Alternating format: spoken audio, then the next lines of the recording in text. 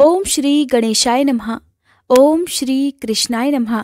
भक्तजनों, भगवत महापुराण की कथा सुनाने से पहले मैं आपको बता दूं कि आखिरकार किस घटना के बाद से श्रीमद् भागवत कथा सुनने की परंपरा प्रारंभ हुई। इसके पीछे भी पौराणिक कथा प्रचलित है। इस कथा के अनुसार एक बार श्रृंगी ऋषि अपने पिता ऋषि शमीक के आश्रम में अन्य ऋषि कुमारों के साथ रहकर अध्ययन कर रहे थे। एक दिन सब विद्यार्थी जंगल में गए हुए थे और आश्रम में शमीक ऋषि समाधि में बैठे हुए थे। तभी प्यास से व्याकुल राजा परीक्षित आश्रम में जा पहुंचे। राजा आश्रम में पानी खोजने लगे। समाधि में बैठे शमीक ऋषि को प्रणाम कर बड़ी विनम्रता से कहने लगे, हे ऋषि महाराज, मैं बहुत प्यासा हूँ, मुझे बहुत जोर से प्यास लगी है, कृपया कुछ पानी दीजिए। राजा ने 2-3 बार ऐसा कहा, परंतु ऋषि तो अपनी समाधि में लीन थे, तो वे अपनी समाधि से उठे नहीं। तब राजा कहने लगा, ये ऋषि तो ध्यान का ढोंग कर रहे हैं, एक प्यासे को पानी नहीं पिला सकते। राजा को बड़ा क्रोध आया और पास में एक मरे सांप को उठाकर उन्होंने ऋषि के गले में डाल दिया। अब राजा परीक्षित को आश्रम से प्यासा ही जाते हुए देखकर एक ऋषि कुमार ने दूर से देखा और जाकर श्रृंगी ऋषि को इस बात की सूचना दे दी। सभी राजा के स्वागत के लिए आश्रम में जा पहुंचे, लेकिन तब तक राजा वहां से जा चुके थे और उधर तपस्या में लीन शमीक ऋषि के गले में मरा हुआ सांप पड़ा हुआ था। ये सब देखकर श्रृंगी ऋषि को क्रोध आ गया और हाथ में पानी लेकर उन्होंने श्राप दे दिया कि मेरे ऋषि पिता का अपमान करने वाले राजा परीक्षित की मृत्यु आज से 7वें दिन नागराज तक्षक के काटने के कारण हो जाएगी। तभी ऋषि कुमारों ने ऋषि शमीक के गले से सांप निकाला और इसी बीच शमीक ऋषि की तपस्या भी भंग हो गई, उनकी समाधि टूट गई। तब शमीक ऋषि ने पूछा कि क्या बात है। श्रृंगी ऋषि ने सारा वृत्तांत कह सुनाया, जिसे सुनकर शमीक ऋषि कहने लगे, बेटा, राजा परीक्षित के साधारण से अपराध के लिए तुमने जो सर्पदंश से मृत्यु का भयंकर श्राप दिया है, ये तो बहुत बुरा किया और ऋषियों को इतनी साधारण सी बात पर क्रोध करना बिल्कुल शोभा नहीं देता। बेटा श्रृंगी, अभी तुम्हें ज्ञान प्राप्त नहीं हुआ, अब तुम भगवान की शरण में जाओ और अपने अपराध की क्षमा मांगो। राजा परीक्षित को राजभवन पहुंचते पहुंचते अपनी गलती का एहसास हो चुका था कि उन्होंने मरा हुआ सांप ऋषि के गले में नहीं डालना चाहिए था। उधर थोड़ी ही देर बाद शमीक ऋषि का एक शिष्य राजा परीक्षित के पास उनके महल में जा पहुंचा और वहां पहुंचकर उन्होंने कहा, हे राजन, ब्रह्म समाधि में लीन शमीक ऋषि की ओर से आपका यथोचित सत्कार नहीं हुआ, आपको पीने के लिए पानी नहीं दिया गया, इसलिए उन्हें इस बात का अत्यंत खेद है। किंतु आपने बिना सोचे समझे जो मरे हुए सांप को उनके गले में डाल दिया, इस कारण उनके पुत्र श्रृंगी ने आपको आज से 7वें दिन सांप के काटने से मृत्यु का श्राप दे डाला है और यह श्राप असत्य नहीं होगा। इसलिए आप 7 दिन तक अपना समय ईश्वर चिंतन और मोक्ष मार्ग की साधना में बिताइए। राजा को संतोष हुआ कि मेरे द्वारा किए गए अपराध के लिए मुझे उचित दंड मिला है। अब राजा परीक्षित व्यास पुत्र शुकदेव मुनि के पास जा पहुंचे। शुकदेव जी ने परीक्षित को 7 दिन भागवत कथा सुनाई। कहते हैं कि तभी से यह पुण्यप्रद भागवत सप्ताह सुनने की परंपरा प्रारंभ हो गई। आइए भक्तजनों, शुभारंभ करते हैं श्रीमद् भागवत महापुराण के पहले अध्याय से, जिसमें देवर्षि नारद की भक्ति से भेंट होती है। सच्चिदानंद स्वरूप भगवान श्री कृष्ण को हम नमस्कार करते हैं, जो जगत की उत्पत्ति, स्थिति और विनाश के हेतु तथा आध्यात्मिक, आधि दैविक और आधि भौतिक तीनों प्रकार के तापों का नाश करने वाले हैं। जिस समय श्री शुकदेव जी का यज्ञोपवीत संस्कार भी नहीं हुआ था तथा लौकिक वैदिक कर्मों के अनुष्ठान का अवसर भी नहीं आया था, तभी उन्हें अकेले ही संन्यास लेने के लिए घर से जाते देखकर उनके पिता व्यास जी विरह से कातर होकर पुकारने लगे, बेटा, बेटा, तुम कहाँ जा रहे हो। उस समय वृक्षों ने तन्मय होने के कारण श्री शुकदेव जी की ओर से उत्तर दिया था, ऐसे सर्वभूत हृदय स्वरूप श्री शुकदेव मुनि जी को मैं नमस्कार करता हूँ। एक बार भगवत कथा अमृत का रसास्वादन करने में कुशल मुनिवर शौनक जी ने नैमिषारण्य क्षेत्र में विराजमान महामती सूत जी को नमस्कार करके उनसे पूछा, श्री शौनक जी बोले, सूत जी महाराज, आपका ज्ञान अज्ञान अंधकार को नष्ट करने के लिए करोड़ों सूर्यों के समान है। आप कृपा कर हमारे कानों के लिए रसायन अमृत स्वरूप सार गर्भित कथा कहिए। भक्ति, ज्ञान और वैराग्य से प्राप्त होने वाले महान विवेक की वृद्धि किस प्रकार होती है तथा वैष्णव लोग किस प्रकार इस मोह माया से अपना पीछा छुड़ाते हैं। इस घोर कलिकाल में जीव प्रायः आसुरी स्वभाव के हो गए हैं। विविध क्लेशों से आक्रांत इन जीवों को शुद्ध करने के लिए सर्वश्रेष्ठ उपाय क्या है? हे श्री सूत जी, आप हमें ऐसा कोई शाश्वत साधन बताइए जो सबसे अधिक कल्याणकारी और सबसे पवित्र करने वालों में भी पवित्र हो तथा जो भगवान कृष्ण की भी प्राप्ति करा दे। चिंतामणि केवल लौकिक सुख दे सकती है और कल्प वृक्ष अधिक से अधिक स्वर्गीय संपत्ति दे सकता है, परंतु गुरुदेव प्रसन्न होकर भगवान का योग दुर्लभ नित्य वैकुंठ धाम दे देते हैं।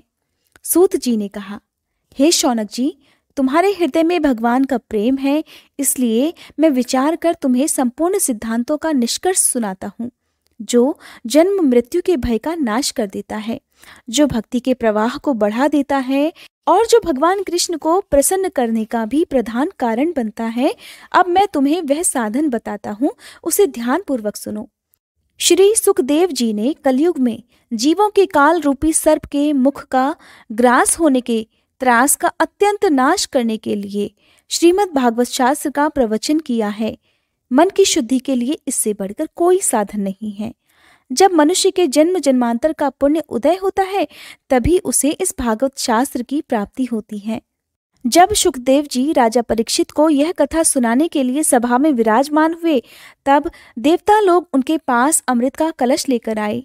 देवतागण अपना काम बनाने में बड़े कुशल होते हैं, अतः यहाँ भी सबने सुखदेव मुनि को नमस्कार करके कहा, आप यह अमृत कलश लेकर बदले में हमें कथा अमृत का दान दे दीजिए। इस प्रकार परस्पर विनिमय अर्थात अदला बदली हो जाने पर राजा परीक्षित अमृत का पान करें और हम सब श्रीमद् भागवत रूपी अमृत का पान करेंगे। इस संसार में कहाँ कांच और कहाँ महामूल्य मणि तथा कहाँ सुधा और कहाँ कथा। श्री सुखदेव जी ने विचार कर उस समय देवतागणों का उपहास उड़ा दिया। उन्हें भक्ति शून्य अर्थात कथा का अनाधिकारी जानकर कथा अमृत का दान नहीं किया। इस प्रकार यह श्रीमद् भागवत की कथा देवताओं के लिए भी अत्यंत दुर्लभ है। पूर्व काल में श्रीमद् भागवत के श्रवण मात्र से ही राजा परीक्षित की मुक्ति देखकर ब्रह्मा जी को भी बड़ा आश्चर्य हुआ। उन्होंने सत्यलोक में तराजू बांधकर सब साधनों को तोल दिया। और अब चमत्कार भी देखिए, ब्रह्मा जी ने तराजू में जितने भी साधन रखे वो सभी तोल में हल्के पड़ गए। केवल अपने महत्व के कारण श्रीमद् भागवत ही सबसे भारी रहा। ये देखकर सभी ऋषियों को बड़ा आश्चर्य हुआ। तब उन्होंने कलयुग में इस महाभगवत शास्त्र को ही पढ़ने सुनने से तत्काल मोक्ष देने वाला निश्चय कर लिया। सप्ताह विधि से श्रवण करने पर यह निश्चय भक्ति प्रदान करता है। पूर्व काल में इसे दयापरण सौनकादि देवर्षि नारद को सुनाया गया था। यद्यपि देवर्षि ने पहले ब्रह्मा जी के मुख से इसे श्रवण कर लिया था, फिर भी सप्ताह श्रवण की विधि तो उन्हें सौनकादि ने ही बताई थी। शौनक जी ने पूछा, सांसारिक प्रपंच से मुक्त और विचरणशील नारद जी का सौनकादि के साथ संयोग कहाँ हुआ और विधि विधान के श्रवण के प्रति उनकी प्रीति कैसे उत्पन्न हुई? क्योंकि यह तो सर्वविदित है कि नारद जी बड़े चंचल हैं, वे एक जगह पर थोड़ी देर तक भी नहीं ठहर सकते। सूत जी ने कहा, अब मैं तुम्हें वह भक्तिपूर्ण कथा भी सुनाता हूँ जो श्री सुखदेव जी ने मुझे अपना अनन्य शिष्य जानकर एकांत में सुनाया था। एक दिन विशालपुरी में वे चारों निर्मल ऋषि सत्संग के लिए आए। वहां उन्होंने नारद जी को देखा। तब सौनकादि ने पूछा, हे ब्राह्मण, आपका मुख उदास क्यों हो रहा है? आप इतने चिंतातुर कैसे दिखाई दे रहे हैं? इतनी जल्दी जल्दी आप कहाँ जा रहे हैं और आपका आगमन कहाँ से हो रहा है? इस समय तो आप उस पुरुष के समान व्याकुल जान पड़ते हैं जिसका सारा धन लुट गया हो। आप जैसे आसक्ति रहित पुरुषों के लिए ऐसा व्यवहार तो बिल्कुल भी उचित नहीं है। हे देवर्षि, कृपया इसका कारण बताइए। तब देवर्षि नारद कहने लगे, मैं सर्वोत्तम लोक समझकर पृथ्वीलोक में आया था। यहाँ पुष्कर, प्रयाग, काशी, गोदावरी, हरिद्वार, कुरुक्षेत्र, श्रीरंग और सेतुबंध आदि कई तीर्थों में मैं इधर उधर विचरता रहा, किंतु मुझे कहीं भी मन को संतोष देने वाली शांति नहीं मिली। इस समय अधर्म के सहायक कलयुग ने सारी पृथ्वी को पीड़ित कर रखा है। अब यहाँ सत्य, तप, शौच यानी कि मन के बाहर और भीतर की पवित्रता, दया, दान आदि कुछ भी शेष नहीं बचा। यहाँ तक कि पृथ्वीलोक पर रहने वाले जीव ये बेचारे केवल अपना पेट पालने में ही लगे हुए हैं। वे असत्यभाषी, आलसी, मंदबुद्धि, भाग्यहीन और उपद्रवग्रस्त हो गए हैं। जो साधु संत कहे जाते थे वे भी पूरे पाखंडी हो गए हैं। देखने में तो वे विरक्त हैं, किंतु स्त्री धन आदि सबोक्त परिग्रह कर रहे हैं। इतना ही नहीं, घरों में स्त्रियों का राज्य है, साले सलाहकार बने हुए हैं। लोभ से लोग अपनी कन्याओं को बेचने लगे हैं और स्त्री पुरुषों में कलह मचा रहता है। महात्माओं के आश्रम, तीर्थ और नदियों पर यवनों अर्थात विधर्मियों का अधिकार हो गया है।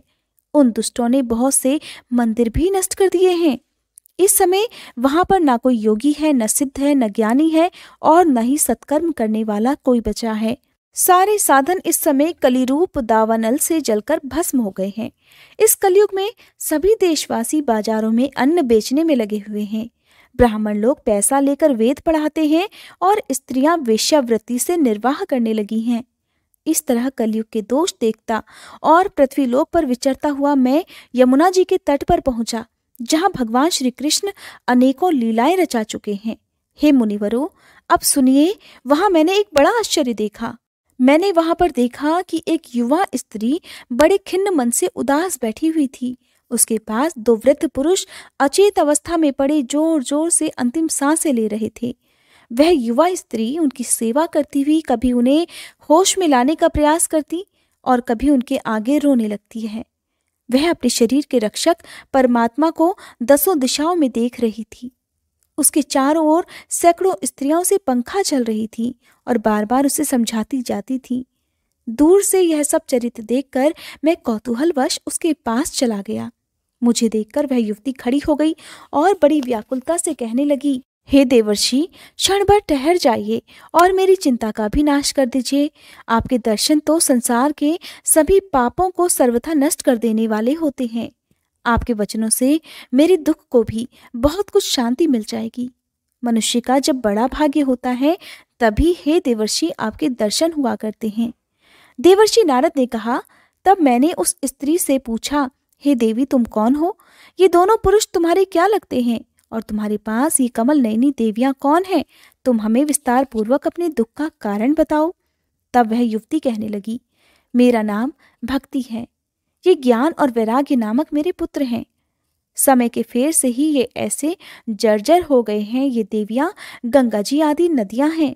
ये सब मेरी सेवा करने के लिए ही यहाँ आई हैं। इस प्रकार साक्षात देवियों द्वारा सेवित होने पर भी मुझे सुख शांति नहीं है। हे देवर्षि, अब कृपया आप ध्यान पूर्वक मेरा वृतांत भी सुन लीजिए। मेरी कथा वैसे तो प्रसिद्ध है, फिर भी उसे सुनकर आप मुझे शांति प्रदान करें। मैं द्रविड़ देश में उत्पन्न हुई, कर्नाटक में बढ़ी, कहीं कहीं महाराष्ट्र में सम्मानित हुई, किंतु गुजरात में मुझे बुढ़ापे ने आ घेरा। वहां घोर कलयुग के प्रभाव से पाखंडियों ने मुझे अंग भंग कर दिया। चिरकाल तक यही अवस्था रहने के कारण मैं अपने पुत्रों के साथ दुर्बल और निस्तेज हो गई। अब जब से मैं वृंदावन आई तब से पुनः परम सुंदर रूपवती नवयुवती हो गई हूँ, किंतु सामने पड़े हुए ये मेरे दोनों पुत्र थके मांदे दुखी हो रहे हैं। अब मैं यह स्थान छोड़कर अन्यत्र जाना चाहती हूँ। मेरे ये दोनों पुत्र बूढ़े हो गए हैं, इस दुख से मैं बहुत दुखी हूँ। हे ऋषिवर, अब आप खुद ही देख लीजिए, मैं तरुणी हूँ और मेरे ये दोनों पुत्र बूढ़े क्यों? हम तीनों साथ साथ रहने वाले हैं, फिर भी ये इतनी बड़ी असमानता क्यों? होना तो यह चाहिए कि माता बूढ़ी हो जाए और पुत्र तरुण। इसी से मैं आश्चर्यचकित मन से अपनी इस अवस्था पर शोक करती रहती हूँ। आप परम बुद्धिमान और योग निधि हैं, इसका क्या कारण हो सकता है? हे ऋषिवर, कृपया कर बताइए। तब देवर्षि नारद कहने लगे, हे साध्वी, मैं अपने हृदय में ज्ञान दृष्टि से तुम्हारे संपूर्ण दुख का कारण देख सकता हूँ।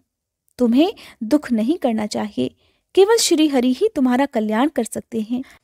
जब भक्ति ने अपने दुख का कारण बताया तब देवर्षि नारद ने उनसे जो कुछ भी कहा, अब आगे का वृतांत भी सुनिए। सूत जी महाराज कहते हैं, देवर्षि नारद जी ने एक क्षण में ही भक्ति के दुख का कारण जानकर कहा। देवर्षि नारद कहने लगे, नारायण नारायण। हे देवी, सावधान होकर सुनो, यह दारुण कलयुग है। इसी से इस समय सदाचार, योग मार्ग और तप आदि सभी लुप्त हो गए हैं। लोग शठता और दुष्कर्म में लगकर अघासुर बन रहे हैं। संसार में जिस तरफ देखो वही सत्पुरुष दुख से म्लान है और दुष्ट सुखी हो रहे हैं। इस समय जिस बुद्धिमान पुरुष का धैर्य बना रहे वही सबसे बड़ा ज्ञानी या पंडित है। धरती पर लगातार पाप बढ़ते जा रहे हैं, जिसके फलस्वरूप धरती लगातार हर वर्ष शेष जी के लिए भार रूप होती जा रही है। अब यह धरती छूने योग्य तो क्या, देखने योग्य भी नहीं रह गई, और न इसमें अब कहीं मंगल ही दिखाई देता है। अब किसी को पुत्रों के साथ तुम्हारे दर्शन भी नहीं होते। विषयानुराग के कारण अंधे बने हुए जीवों से उपेक्षित होकर तुम जर्जर हो रही थी, लेकिन वृंदावन के संयोग से अब तुम फिर से नवीन तरुणी हो गई हो। अतः यह वृंदावन धाम धन्य है, जहाँ भक्ति सर्वत्र नृत्य कर रही हो। परंतु तुम्हारे इन दोनों पुत्रों का यहाँ कोई ग्राहक नहीं है, इसलिए इनका बुढ़ापा ही नहीं छूट पा रहा। यहाँ इनको कुछ आत्मसुख की प्राप्ति होने के कारण ही ये सोते से जान पड़ते हैं। देवर्षि नारद की बातें सुनकर भक्ति ने कहा, हे देवर्षि नारद, राजा परीक्षित ने इस पापी कलयुग को क्यों रहने दिया? इसके आते ही सब वस्तुओं का सार न जाने कहाँ चला गया। करुणामय श्री हरि से भी यह अधर्म कैसे देखा जाता है? हे देवर्षि, मेरा यह संदेह भी दूर करिए। आपके वचनों से मुझे बड़ी शांति मिलती है। भक्ति की बातें सुनकर देवर्षि नारद कहते हैं, हे बाले, तुमने अगर पूछा है तो फिर प्रेम से सुनो।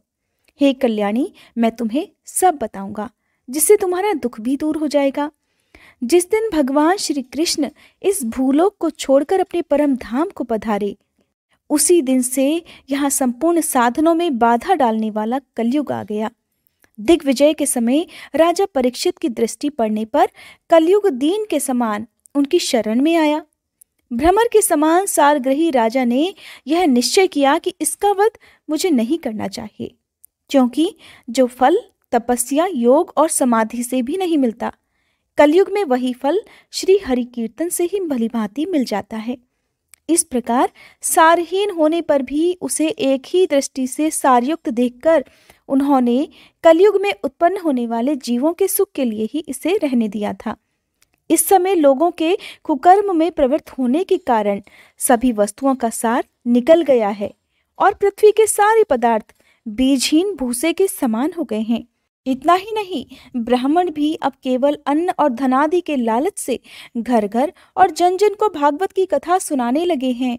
इसलिए कथा का सार भी चला गया है। तीर्थों में नाना प्रकार के अत्यंत घोर कर्म करने वाले नास्तिक और नारकीय पुरुष भी रहने लगे हैं, इसीलिए तीर्थों का प्रभाव भी जाता रहा। हे देवी, जिनका मन निरंतर काम, क्रोध, महान लोभ और तृष्णा से तपता रहता है, वे भी तपस्या का ढोंग करने लगे हैं, इसलिए तपस्या का सार भी निकल गया। मन पर काबू न होने के कारण और लोभ, दंभ और पाखंड का आश्रय लेने के कारण और शास्त्र का अभ्यास न करने से ध्यान योग का फल भी मिट चुका है। इस प्रकार हे देवी, जगह जगह पर सभी वस्तुओं का सार लुप्त हो गया है। ये तो इस युग का ही स्वभाव है, इसमें किसी का दोष नहीं है। इसी से पुनरिकाक्ष भगवान बहुत समीप रहते हुए भी ये सब सहन कर रहे हैं। देवर्षि नारद भक्ति को कलयुग का प्रभाव बता रहे हैं। सूत जी महाराज कहते हैं, हे शौनक जी, इस प्रकार देवर्षि नारद के वचन सुनकर भक्ति को बड़ा आश्चर्य हुआ। फिर उसने जो कुछ कहा उसे भी सुनिए। भक्ति ने देवर्षि नारद से कहा, हे देवर्षि, आप धन्य हैं। मेरा बड़ा सौभाग्य था जो आपका समागम यहाँ हुआ। संसार में साधुओं के दर्शन ही समस्त सिद्धियों के परम कारण होते हैं। हे देवर्षि, आपका केवल एक बार का उपदेश धारण करके कयाधु कुमार प्रहलाद ने माया पर विजय प्राप्त कर ली थी। ध्रुव ने भी आपकी कृपा से ही ध्रुव पद प्राप्त किया था। आप सर्व मंगलमय और साक्षात श्री ब्रह्मा जी के पुत्र हैं। मैं आपको बारंबार नमस्कार करती हूँ। भक्ति के आग्रह करने पर देवर्षि नारद ने कहा, हे बाले, तुम व्यर्थ ही अपने आप को खेद में डाल रही हो। तुम इतनी चिंतातुर क्यों हो? भगवान कृष्ण के चरण कमलों का चिंतन करो। उनकी कृपा से ही तुम्हारा सारा दुख दूर हो जाएगा। जिन्होंने कौरवों के अत्याचार से द्रौपदी की रक्षा की थी, और वही कृष्ण जिन्होंने गोपियों को भी अनाथ होने से बचा लिया था, वे कृष्ण कहीं चले थोड़ी ही गए हैं। फिर तुम तो भक्ति हो और सदा उन्हें अपने प्राणों से भी प्यारी हो। और देखो, तुम्हारे बुलाने पर तो भगवान पापियों के घर में भी चले जाते हैं। सच्चे मन से अगर पापी भी उन्हें पुकार लें तो वो उन पर भी कृपा कर देते हैं। सत्य, त्रेता और द्वापर, इन तीनों युगों में ज्ञान और वैराग्य मुक्ति के साधन थे, किंतु कलयुग में तो सच्ची भक्ति के द्वारा ही मोक्ष प्राप्त किया जा सकता है।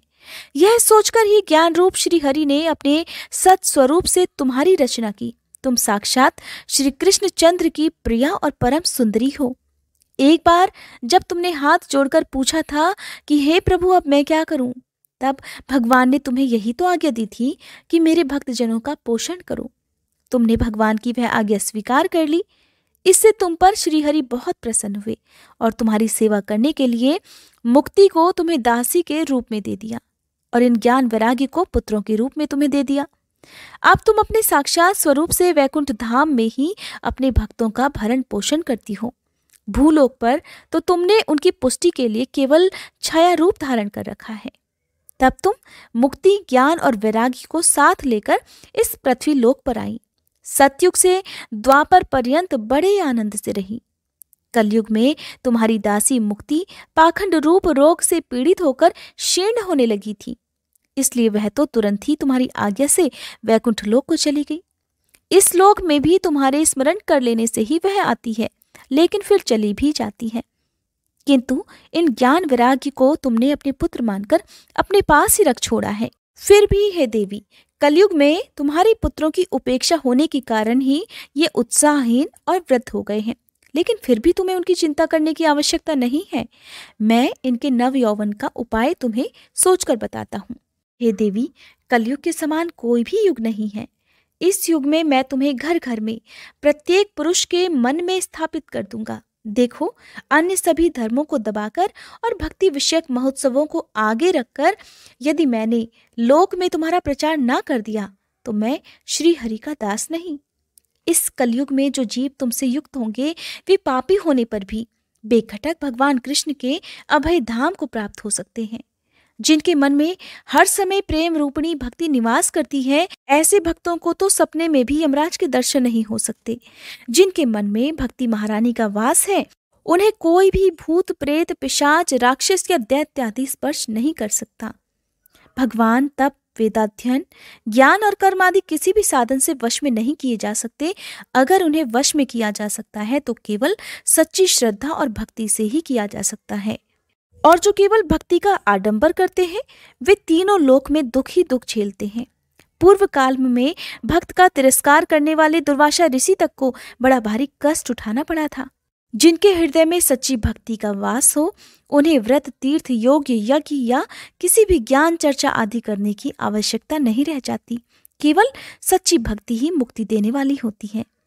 इस प्रकार सूत जी महाराज आगे कहते हैं कि देवर्षि नारद के इस प्रकार निर्णय करते हुए अपने महात्म्य का वर्णन सुनकर भक्ति के अंदर एक नई ऊर्जा का संचार हो गया, मानो उनका सारा दुख जाता रहा हो। इस प्रकार भक्ति नारद जी से कहने लगी, हे देवर्षि, आप धन्य हैं। आपकी मुझ में निश्चल प्रीति है। मैं सदा आपके हृदय में रहूंगी। मैं कभी भी आपको छोड़कर नहीं जाऊंगी। हे देवर्षि, आप तो बड़े कृपालु हैं। आपने क्षण भर में ही मेरा सारा दुख दूर कर दिया, किंतु अभी मेरे पुत्रों में चेतना नहीं आई है। कृपया आप इन्हें भी सचेत कर दीजिए, इन्हें जगा दीजिए। सूत जी महाराज कहते हैं कि भक्ति के ऐसे वचन सुनकर देवर्षि नारद को बड़ी दया आई और वे उन्हें अपने हाथ से हिला डुलाकर जगाने लगे। फिर उनके कान के पास मुंह लगाकर जोर से कहने लगे, ओ ज्ञान, जल्दी उठ पड़ो। ओ वैराग्य, जल्दी जग पड़ो। फिर उन्होंने वेद ध्वनि, वेदांत घोष और बार बार गीता पाठ करके उन्हें जगाया। इससे वे जैसे तैसे बहुत जोर लगाकर उठे, किंतु आलस्य के कारण दोनों जम्हाई लेते हुए पड़े रहे। नेत्र खोलकर देख भी नहीं सके। उनके बाल एकदम बगुलों की तरह सफेद हो गए थे। उनके अंग भी प्रायः सूखे काठ के समान निस्तेज और कठोर हो गए थे, मानो उनमें कोई जान ही ना रही हो। इस प्रकार भूख प्यास के मारे अत्यंत दुर्बल होने के कारण उन्हें फिर से सोता देखकर देवर्षि नारद को उनकी बड़ी चिंता हुई। अब वे सोचने लगे कि मुझे क्या करना चाहिए। इनकी यह नींद और इससे भी बढ़कर इनकी वृद्धावस्था को मैं कैसे दूर करूं। शौनक जी इस प्रकार चिंता करते करते वे भगवान का स्मरण करने लगे। उसी समय आकाशवाणी हुई कि हे मुने, खेद मत करो, तुम्हारा यह प्रयास भी अवश्य सफल होगा। हे देवर्षि, इसके लिए तुम्हें एक सत्कर्म करना होगा और वह कर्म तुम्हें संत शिरोमणि महानुभाव बताएंगे। उस सत्कर्म का अनुष्ठान करते ही क्षण भर में उनकी नींद और वृद्धावस्था भी चली जाएगी और सर्वत्र भक्ति का प्रसार होगा। यह आकाशवाणी वहां सभी को साफ साफ सुनाई पड़ी। इससे देवर्षि नारद को बड़ा आश्चर्य हुआ और वे कहने लगे, मुझे तो इसका कोई आशय समझ में नहीं आया। तब देवर्षि नारद कहने लगे, इस आकाशवाणी ने भी गुप्त रूप में ही बात कही है, किंतु ये नहीं बताया कि कौन सा साधन किया जाए जिससे इनका कार्य सिद्ध हो सके, और ये संत भी न जाने कहाँ मिलेंगे और किस प्रकार उस साधन को बताएंगे। अब आकाशवाणी ने जो कुछ भी कहा है उसके अनुसार मुझे क्या करना चाहिए। सूत जी महाराज कहते हैं, इस प्रकार हे शौनक जी, तब ज्ञान वैराग्य दोनों को वहीं छोड़कर देवर्षि नारद वहां से चल पड़े। हर तीर्थ में जा जाकर रास्ते में मिलने वाले ऋषि मुनियों से वह साधन पूछने लगे। देवर्षि नारद की बात को सुनते तो सभी थे, किंतु उसके विषय में कोई निश्चित उत्तर नहीं दे पाता था। किसी ने उनके द्वारा पूछे गए साधन को असाध्य बता दिया तो कोई कहता इसका ठीक ठीक पता लगाना ही कठिन है। कोई उनके साधन के उपाय को सुनकर चुप रह जाता और कोई तो अपनी अवज्ञा होने के भय से उनकी बात को टाल मटोल करके वहां से खिसक जाता। त्रिलोकी में महान आश्चर्यजनक हाहाकार मच गया। लोग आपस में कानाफूसी करने लगे कि भाई, जब वेद ध्वनि, वेदांत घोष और बार बार गीता पाठ सुनाने पर भी भक्ति, ज्ञान और वैराग्य ये तीनों नहीं जगाए जा सके, तब और कोई उपाय ही नहीं है। स्वयं योगीराज नारद को भी जिसका ज्ञान नहीं है उसे दूसरे संसारी लोग भला कैसे बता सकते हैं। इस प्रकार जिन जिन ऋषियों से इसके विषय में पूछा गया, उन्होंने निर्णय करके यही कहा कि यह बात ही असंभव है। अब देवर्षि नारद बड़े चिंतातुर हुए और बद्री वन में पहुंच गए। ज्ञान वैराग्य को जगाने के लिए उन्होंने वहां यह निश्चय कर लिया कि मैं अब तपस्या करूंगा। इसी समय उन्हें अपने सामने करोड़ों सूर्यों के समान तेजस्वी सौनकादि मुनीश्वर दिखाई दिए। उन्हें देखकर वे मुनिश्रेष्ठ कहने लगे। देवर्षि नारद ने कहा, हे महात्माओं, इस समय बड़े भाग्य से मेरा आप लोगों के साथ समागम हुआ है। आप मुझ पर कृपा करके मुझे शीघ्र ही वह साधन बताइए। आप सभी तो बड़े योगी, बुद्धिमान और विद्वान हैं। आप देखने में तो 5-5 वर्ष के बालक के जितने जान पड़ते हैं, किंतु हैं पूर्वजों के भी पूर्वज। आप लोग सदा वैकुंठ धाम में वास करते हैं, निरंतर हरि कीर्तन में तत्पर रहते हैं और एकमात्र भगवत कथा ही आपके जीवन का आधार है। हरि शरणम अर्थात भगवान ही हमारे रक्षक हैं। यह वाक्य सर्वदा आपके मुख में रहता है। इसी से काल प्रेरित वृद्धावस्था भी आपको बाधा नहीं पहुंचा पाई। आपके प्रभाव से पूर्व काल में भगवान श्री हरि के द्वारपाल जय और विजय तुरंत पृथ्वी पर गिर पड़े थे और फिर आपकी ही कृपा से वे पुनः वैकुंठ लोक को पहुंचे। हे महानुभावों, इस समय आपके दर्शन बड़े ही सौभाग्य से मुझे प्राप्त हुए हैं। मैं बहुत दीन हूँ और आप लोग स्वभाव से ही दयालु हैं, इसलिए मुझ पर आपको कृपा करनी ही चाहिए। बताइए, आकाशवाणी ने जिसके विषय में कहा है वह कौन सा साधन है और मुझे किस प्रकार उसका अनुष्ठान करना चाहिए, आप इसका सविस्तार वर्णन कीजिए। भक्ति, ज्ञान और वैराग्य को किस प्रकार सुख मिल सकता है और किस तरह इनकी प्रेम पूर्वक सब वर्णों में प्रतिष्ठा की जा सकती है। तब सनकादि ने कहा, हे देवर्षि, आप चिंता मत करें, मन से प्रसन्न होइए। उनके उद्धार का एक सरल उपाय पहले से ही विद्यमान है। हे देवर्षि नारद, आप धन्य हैं। आप विरक्तों के शिरोमणि हैं, श्री कृष्ण दासों के शाश्वत पथ प्रदर्शक और भक्ति योग के भास्कर हैं। आप भक्ति के लिए जो उद्योग कर रहे हैं, जो प्रयास कर रहे हैं, यह आपके लिए कोई आश्चर्यजनक बात नहीं समझनी चाहिए। अभी तक भगवान की प्राप्ति कराने वाला मार्ग तो गुप्त ही रहा है, जिसका उपदेश करने वाला पुरुष प्रायः भाग्य से ही मिलता है। आपको आकाशवाणी ने जिस सत्कर्म का संकेत किया है, अब हम उसे बतलाते हैं। इसलिए अब आप प्रसन्न और शांत चित्त होकर इस वृतांत को भी सुनिए। हे नारद जी, द्रव्य यज्ञ, तपो यज्ञ, योग यज्ञ और स्वाध्याय रूप ज्ञान यज्ञ, ये सब तो स्वर्ग आदि की प्राप्ति कराने वाले कर्म की ही ओर संकेत करते हैं। पंडितों ने ज्ञान यज्ञ को ही सत्कर्म का सूचक मान लिया है। वह श्रीमद् भागवत का पारायण है और जिसका गुणगान शुकादि महानुभावों ने किया है, उसके शब्द सुनने मात्र से ही भक्ति, ज्ञान और वैराग्य को बड़ा बल मिलेगा। इससे ज्ञान वैराग्य का कष्ट मिट जाएगा और भक्ति को बड़ा आनंद मिलेगा। सिंह की गर्जना सुनकर जैसे भेड़िए भाग जाते हैं, उसी प्रकार श्रीमद् भागवत की ध्वनि से कलयुग के सारे दोष नष्ट हो जाएंगे। तब देवर्षि नारद कहते हैं, मैंने वेद वेदांत की ध्वनि और गीता पाठ करके उन्हें बहुत जगाया, किंतु फिर भी भक्ति, ज्ञान और वैराग्य ये तीनों नहीं जगे। ऐसी स्थिति में श्रीमद् भागवत सुनने से वे भला कैसे जगेंगे? क्योंकि उस कथा के प्रत्येक श्लोक और प्रत्येक पद में भी तो वेदों का ही सारांश है। आप लोग शरणागत वत्सल हैं तथा आपका दर्शन कभी व्यर्थ नहीं होता। इसलिए मेरा यह संदेह भी दूर कर दीजिए। इस कार्य में आप बिल्कुल भी विलंब मत कीजिए। तब सनकादि ऋषि ने कहा, श्रीमद् भागवत की कथा वेद और उपनिषदों के सार से बनी है, इसलिए उनसे अलग उनकी फलरूपा होने के कारण वह बड़ी उत्तम जान पड़ती है। जिस प्रकार रस वृक्ष की जड़ से लेकर शाखा पर्यंत तक रहता है, किंतु इस स्थिति में उसका आस्वादन नहीं किया जा सकता, वही जब अलग होकर फल के रूप में आ जाता है, तब संसार में सभी को प्रिय लगने लगता है। दूध में देखिए घी रहता है, किंतु उस समय इसका अलग स्वाद नहीं मिलता।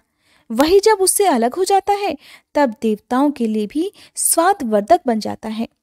खांड ईख के ओर छोर और बीच में भी व्याप्त रहती है, फिर भी अलग होने पर उसमें उसकी कुछ और ही मिठास बन जाती है। ऐसा ही भागवत की कथा भी है। यह भागवत पुराण के वेदों के समान है।